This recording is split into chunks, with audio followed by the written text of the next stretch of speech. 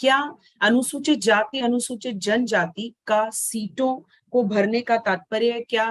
वो आपस में बदल के भी अनुसूचित जाति अनुसूचित जनजाति की सीट पे और जनजाति अनुसूचित जाति की सीट पे प्रवेश दिया जा सकता है? ये एक सवाल छात्रों द्वारा पूछा गया है। इसमें यह है कि इस बार जो हमारे प्रवेश है वो CUET जो परीक्षा हुई थी उस पे जो अंक छात्रों को मिले हैं उसके आधार पर एक मेरिट सूची बनाई जाएगी। तो मेरिट सूची जो है वो हर विषय हर कोर्स के लिए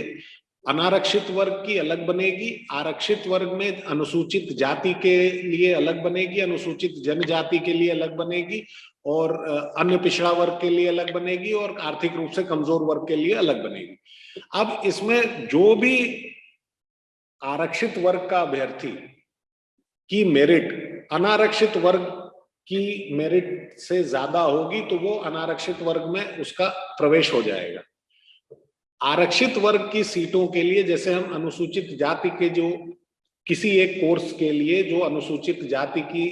सीटों की संख्या है उसको हम उसमें प्रवेश हम देंगे अनुसूचित जाति की मेरिट सूची में जितने नाम है उनसे। अगर वहां सीट खाली रहती है और जो अनुसूचित जाति की मेरिट सूची में जितने नाम अवेलेबल हैं वो सब खत्म हो गए, सबका एडमिशन हो गया, सबको कहीं ना कहीं प्रवेश मिल गया, उसके बाद भी अगर सीट खाली है और अनुसूचित जनजाति में प्रवेश लेने के बाद भी कुछ लोग बचे हैं तब उस पे हम अनुसूचित जनजाति के छात्रों का प्रवेश करेंगे। ऐसा नहीं है कि सूची में नाम हैं और हम अदल बदल करके करेंगे, ऐसा कतई नहीं है। अनुसूचित जाति के लिए आरक्षित सीटों पर अनुसूचित जाति के ही अभ्यर्थियों का प्रवेश होगा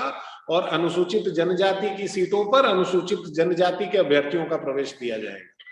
सारे जो जितने लोग उस सूची में हैं उनका सबको जब प्रवेश दे दिया उसके बाद भी अगर कुछ बच जाते हैं और सीट खाली होती है तो जिस सूची में छात्र बचे रहेंगे, अभ्यर्थी बचे रहेंगे, उस वर्ग से उस सीट को भरने का प्रावधान है। लेकिन हमको ऐसा लगता है कि जो इस बार की प्रक्रिया है, क्योंकि हम सूची बना के मेरिट सूची से प्रवेश करेंगे तो आरक्षित वर्ग में भी हमारे पास अनुसूचित जाति वर्ग में भी इतने अभ्यर्थी होंगे जो हमारी जो आरक्षित वर्ग की जो सीटें हैं, अनुसूचित जाति के लिए जो आरक्षित सीटें हैं उससे ज्यादा होंगे तो उनको हम प्रवेश दे देंगे। और अनुसूचित जनजाति वर्ग में जो अभ्यर्थी हैं उनकी भी संख्या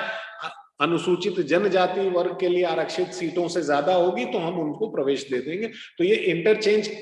का जो प्रावधान है उसका इस्तेमाल करने की संभावना बहुत ही कम है, लेकिन अगर कभी हुई तो वो तभी होगी जब हम किसी एक वर्ग में सभी लोगों को प्रवेश दे देंगे, उसके बाद हम दूसरे वर्ग के लिए बात करते हैं।